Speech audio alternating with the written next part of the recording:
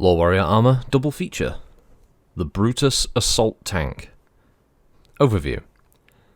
Though the Brutus has never achieved the fame of other more renowned tank designs, its power and reliability have made it a favourite of forces throughout the Inner Sphere.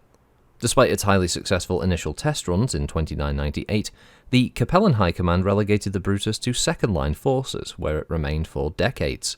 The Brutus's fortunes would change, however, when Hansa Davian's armies rolled over the Capellan forces during the Fourth Succession War.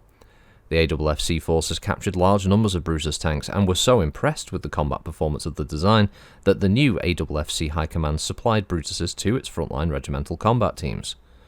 The Brutus compared well with other famous tank designs such as the von Luckner and the Manticore, and the versatile Brutus soon became a common sight among combat, garrison, and militia forces. Today, the design is more popular than ever. Brutus tanks are deployed with numerous units in the Chaos March. Capabilities. The Brutus possesses an impressive combination of long and short-range weapons. Its two turret-mounted Maxi-Laze heavy lasers and turret-mounted LRM-20 rack provide a solid long-range punch. For short-range engagements, it can unload 14 missile volleys from the reliable Hovertech SRM-6 racks mounted on the tank's front. The Brutus has respectable armour protection and speed for its weight class. Though it is less armour than comparable models such as the Manticore, the Brutus's superior firepower amply compensates for this weakness. Deployment. Brutus tanks are deployed with Davian and Lyran RCTs and numerous Davian, Lyran and Capellan border wall garrison units. Recently, several Capellan frontline units have begun to use Brutus tanks as well. Many of the troops of the Chaos March's minor nobles and powers also possess these, appropriated from retreating Capellan troops. Variants. Cressley has produced a number of Brutus variants. Most of these feature missile launchers in place of the standard configuration's heavy lasers. Others feature particle protection cannons in place of the original design's LRM rack. 3058 Upgrade Overview. Built in the late 30th century, the Brutus started its career with a whimper when Capellan High Command classified the design as unimpressive and relegated it to second-line units. The vehicle's performance during the Fourth Succession War earned it much credit from the Confederation's enemies, and the AFFC was eager to add the Brutus assault tank to their RCTs, where it continues to perform well today. It's equally renowned in the Chaos March, where the locally produced tank is one of the most common armour units. When the Word of Blake accepted Epsilon Eridani into their protectorate, Cressley Warworks increased their production and stopped selling the Brutus on the open market. Brutus assault tanks have since been spotted in Word of Blake colours on New Avalon, Tharkad, Solaris 7 and Diran. Capabilities. The Brutus is capable of projecting tremendous amounts of firepower at every range. The Delta Dart can inflict serious damage to opponents at long range, with sustained fire capabilities granted by the 3-ton ammo bin. The main gun consists of two Maxi-Laze heavy lasers, which make short work of armoured opponents, and for point-blank range assault or defence, the Brutus can rely on 3 Hovertech SRM launchers. The only significant weakness is the relatively slight amount of protection provided by the Stone Skin 40X. Deployment. While concentrated mostly among the armoured units of the Federated Sons, the Brutus also exists in considerable numbers among the CCAF. Likewise, many worlds in the Chaos March possess a large amount of the Brutus assault tank, and the Word of Blake is starting to deploy the Brutus in large numbers. It's speculated that these numbers stem partially from increased Cressley Warworks production and partially from reverting standard militia units. Variants. A popular variant built at the Cressley Warworks replaces the Maxi-Laze heavy lasers with a second Delta Dart LRM system, expanding the ammunition bin and increasing the armour. Another factory-built variant removes the Maxi lasers and the Delta Dart in favour of 2 Par-to-Kill heavy cannons and additional armour. This latter variant is commonly deployed along with Myrmidon units. Notable crews. Adept Johann Musetti. Commanding his level 2 from his Brutus, Adept Musetti is developing a brutal reputation on the world of Genoa. This reputation began on Outreach, where his blood-red tank was regularly involved in suppressing enemy positions and personnel using both fragmentation and inferno ammunition. A blood-red Brutus was likewise seen leading a level 2 on the streets of Solaris 7. The Great Silesia Fire of 3068 was supposedly started by Musetti himself, deploying Inferno SRMs and incendiary LRMs in a deliberate attempt to force resistance fighters out into the open. Musetti and his tank have been spotted on Genoa more recently, where his Holocaust continues. while much of the population, resists the Blakists. Seemingly adamant to find new atrocity to add to his long list, Musetti has begun the practice of blood trenching. A trench is dug, just wide enough for a tank at about 6 meters deep. People are forced into it, and tracks on the both sides of the trench advance toward each other, crushing all inside. Musetti appears to become fond of this horrible procedure as a means to conserve ammo. When committing atrocities, word of Blake, blah, blah, blah, word of Blake, blah, word of Blake, terrible villains. Halloran. The Halloran has been involved in almost every major war since it was produced in 3001, and after serving in the Capellan militia for almost 3 decades, the Halloran was captured by Davian troops in the Fourth Succession War. Responsible for disabling Marshal Nicholas Stevenson's battle mech, the crew was forced to surrender moments later. Humbled, but with a healthy respect for the 75-ton tank, Marshal Stevenson attempted to salvage as many Brutus tanks as he could from New Hessen. Halloran found itself on Clantandu during the War of 3039, where it furthered a reputation of lethality against hostile officers, disabling the mech of one Shosho, while killing another before the second New Iverson chasseurs retreated off-world. It's also credited for taking out a Star Commander on Anywhere, and its current crew claims that Halloran has killed a Blakist presenter, though this hasn't been confirmed. Meanwhile, assignment to the aging tank is considered an honour within the chasseurs.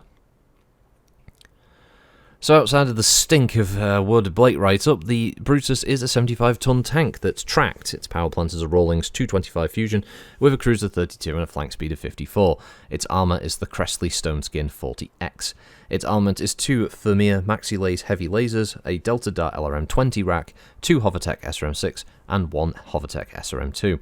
Produced by Cressley Warworks, primary factory is Epsilon Eridani. Communication system is the Angst Clear Channel 3, and its targeting and tracking system is the Dwyerson Mark 12. All of this translates into a cruise speed of 3, a flank of 5, 16 heat sinks, with an armour value of 34 on the front, 27 on the sides, 21 on the rear, and 27 on the turret.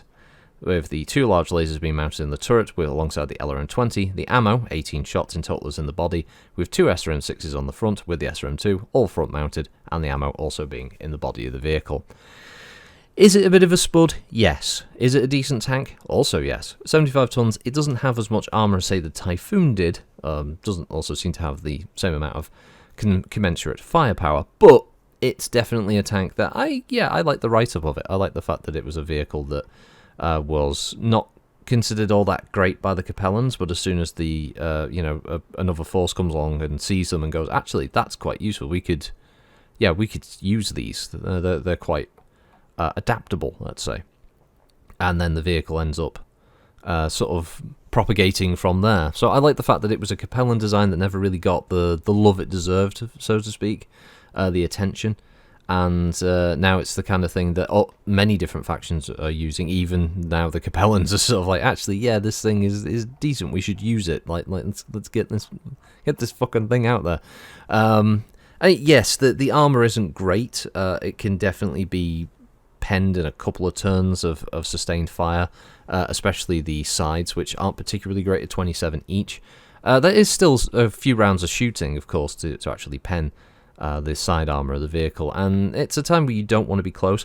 It's also, just to clear things up, when it says heavy lasers, generally that means large lasers. Some of the write-ups will use the term heavy laser for some reason, and that can be a bit confusing when, obviously, later on they did actually add heavy lasers to the universe in the clan version of the weapon system. But no, this does not use clan heavy lasers. It's just a pair of large blue lasers, let's say. But yeah, it's not bad actually. It's one of those vehicles, I could see using a couple of in a larger engagement, or as sort of a lead enemy tank in a short scenario with say my players on the Friday streams, Table Tech. For those who haven't watched them, I could see rolling out one of these things and it being quite deadly. The single LRM-20 being a bit of a warrior for players as that's raining missiles down as it tries to get in close to bring its SRMs and its large lasers into play. But also players having the fact that a few hits on it and actually they start putting holes in it, and it's on that point where it's not so deadly. It's gonna squad wipe a group of players, but it's also not so weak that it'll get knocked over really quickly. It's that nice sweet spot dangerous, but also a little bit vulnerable. And that's what I quite like about it. Also, in larger scale engagements is another one that's probably something that you could deploy a whole bunch of these vehicles, knowing that you've got some decent firepower and that, you know, you're probably going to take a few casualties, but the sort of the firepower options outweigh the disadvantages of the slightly lower armor package. I also like, some of the variants are quite cool. I like the fact that there's also the one that's like a pair of PPCs, or as they call particle heavy cannons, well, for whatever reason they name that. And the one that's just like a pair of LRM-20s is quite cool.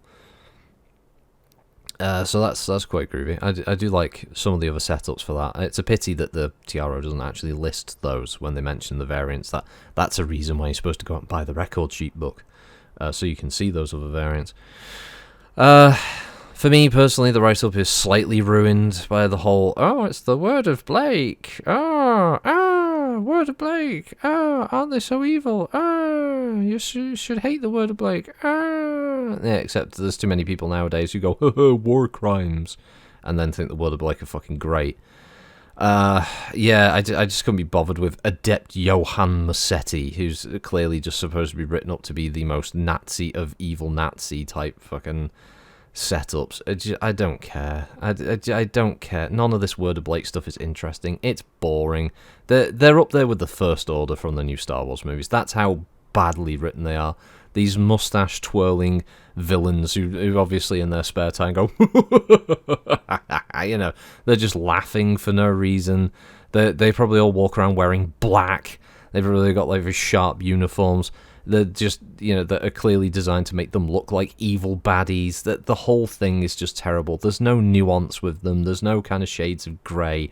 They literally are just evil. There's no other reason for them. I mean, for all the complaints I have about the clans, the idea of the clans is supposed to be that they are socially alien. They turn up and they have a completely different outlook on things, and they may come across as villains for the greater inner sphere. And in the narrative, they were villains invading, but they weren't wholesale slaughtering people. They weren't dropping nukes left, right, and centre.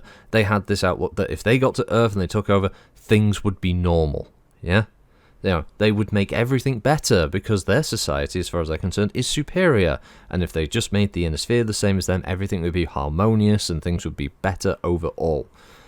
From what I can tell of the Word of Blake, and one day I will get round to doing Lore Warriors about factions like this, they just seem to be assholes who the only thing they're interested in doing is killing people left, right, and centre. Every write-up in this book that mentions the Word of Blake, they're committing some kind of horrendous act. Some heinous murder is going on under their watch. They don't seem interested in trying to bring some kind of religious truth to the universe, to try and expand themselves in that way, and to bring people within their ranks to go like, no, actually, Comstar are a bunch of wankers. They lied to you for years. They kept you, they kept a veil over your eyes. They were messing with this, that, and the other. No, they're just like, we now control part of Marek. Now we will kill everything. They just rush out and murder. And apparently, much like the First Order, I'm starting to wonder if the person who wrote the fucking Word of Blake also did the writing for those shite films, that they just have everything. It's like, what do we need? Word of Blake need armies, thousands of tanks, thousands of battle mechs, entire fleets of ships, thousands upon thousands of aerospace fighters, tons of troops. Apparently, they're all just there. Nobody went into this like group of, clearly evil-looking dudes who seem to be slowly, usurping and taking over everything in the Free Worlds League. The Free Worlds League. You know how they seem to be taking over everything there? Are they the bad guys? Should we just maybe tell everyone else about these group of assholes who are just, seem to be building a massive fucking invasion force? Nah, I'll be alright. Don't worry about it, Frank. You're not paid to think. Just go on about your day and don't worry about it. I'm sure the Free Worlds League will remain intact. I know within the writing and the game narrative, it's supposed to be, we need a new villain. We can't use the clans anymore. The clans did their thing, and we've written all the stuff of the clans. There can't be another invasion or whatever because blah blah blah whatever. They don't just want to rehash the same story again. Oh, the clans this time, the sequel this time it's poisonal. No, so they decided to come up with a new villain, but the new villain is so badly implemented. I know some people are going to try and defend it, or they're going to say, well, actually, no, the writing is a bit better than what you give it credit for. And I'm sure there's elements of it that, yes, are probably good. There's probably got a bit more of an actual fleshed out kind of thing. But from the outset, there's a reason most people seem to dislike the Jihad era. And it's because, clearly, it just didn't land. The Jihad and the Dark Age, and all this, they're this, like, fuzzy gap that everyone, I think a vast majority at least, tend to look at and go, yeah, okay. Anyway, now we're over to this era, because nobody cared. Nobody gave a shit. I mean, even Catalysts don't seem to want to come back to this particular era with any kind of gusto, outside of the occasional kind of like, yeah, here's the thing that references this, whatever. They're now wholly set on their basically soft reboot of the setting with the Ill Clan sort of setting. And you know what? I completely support them with doing that, because the Jihad thing it's terrible. It's bad. And on the incredibly off chance that anyone from Catalyst ever listens to these things, please don't ever go back to the Jihad. Don't bother. Like, write stuff for the Clan era, write stuff for new stuff for the Succession Wars era and the Star League era and the Ill Clan stuff. Just let everything in between those just rot away. Just forget about it. It doesn't exist. Most players don't care. It's awful. You all like me ranting about Word of Blake as well, don't you? Seeing the happy little faces and stuff like that. No doubt I'll come back to it at some point. I don't know, it just annoyed me. It just got under my fucking wick with that one. Just, Trench's doing. Oh, he's got a blood red tank. Oh, isn't he so edgy? I don't give a crap. Stop writing it like that.